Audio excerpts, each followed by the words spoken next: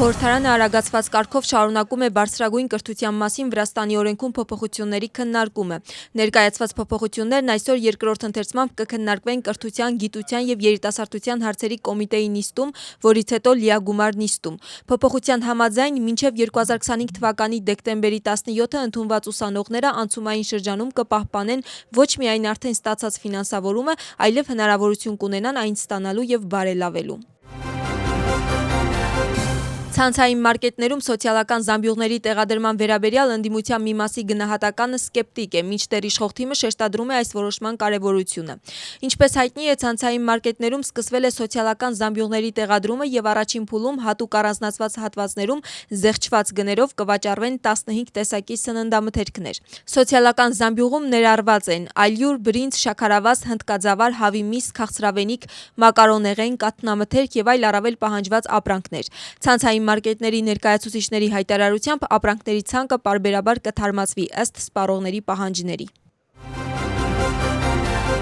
Ընդդիմադիր դաշինքը պատրաստվում է մայիսի 26-ի հավաքին։ Ընդդիմադիր կուսակցությունների առաջնորդները Ախմետելի մետրոյի հարակից տարածքում քաղաքացիներին բաժանել են տեղեկատվական թռուցիկներ, որոնցում տեղադրված է նաև մայիսի 26-ի ցույցի վերաբերյալ տեղեկություն։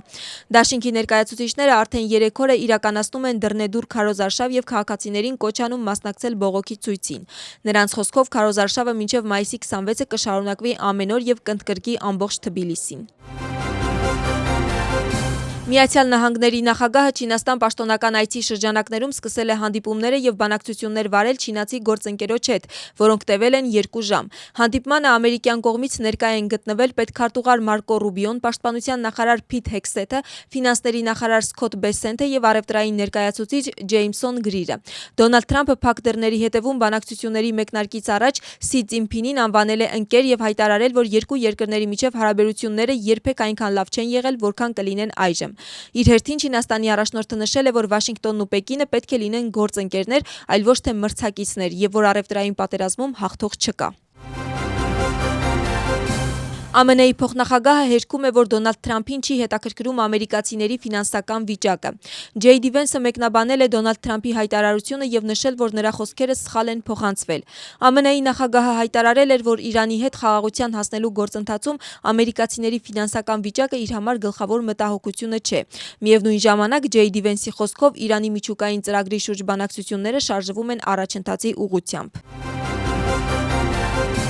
Իսրայելի վարչապետի գրասենյակում հայտարարում են, որ Իրանի հետ պատերազմի ժամանակաշրջանում Բենյամին Նեթանյահուն գաղտնի այցով մեկնել է Արաբական Միացյալ Էմիրություններ եւ հանդիպել նախագահ Շեյխ Մոհամմեդ բին Զայեդ Ալ Նահյանին, եւ նշված այցը դարձել է երկու երկրների հարաբերություններում շրջադարձային քայլ։ Ընթացիկ շաբաթվա սկզբին ԱՄՆ-ի բարձրաստիճան պաշտոնյաները հաստատել էին, որ Իսրայելը Իրանի հետ պատերազմի ժամանակ Էմիրություններին ուղարկել է երկաթե գմբեթ համակարգ եւ սպասարկող ռազմական անձնակազմ։ Զուգահեռաբար Արաբական Միացյալ Էմիրությունների արտաքին գործերի նախարարությունում հերքում են տվյալ տեղեկությունը եւ հայտարարում, որ այն անհիմն է։